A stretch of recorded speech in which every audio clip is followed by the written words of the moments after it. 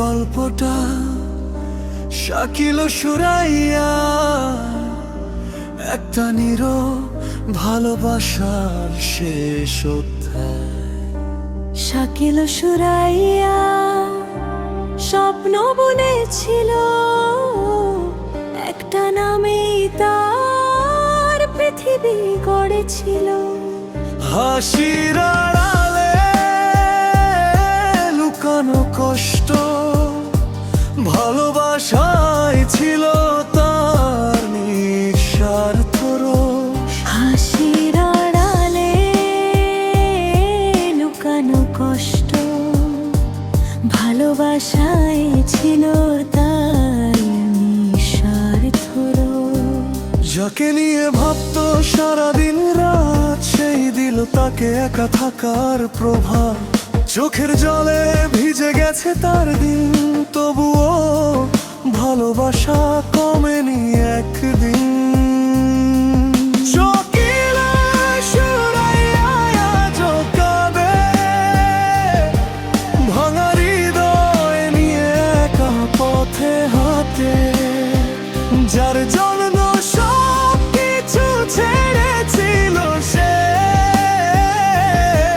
সেই আজ নেই অন্য কারো পাশে। রাতের আধারে বসে সে ভাবে, কেন ভালোবাসা এভাবে হারিয়ে যায় কবে। প্রতিটা স্মৃতি তাকে পোড়ায় নীরবে, কেউ দেখে না তার কান্না এই ভিড়ে। হয়তো সে ছিল শুধু এক গল্প, কারো জীবনে ক্ষণিকের স্বপ্ন। কিন্তু তার ভালোবাসা ছিল সত্যি, তাই আজও সে হার মানেনি।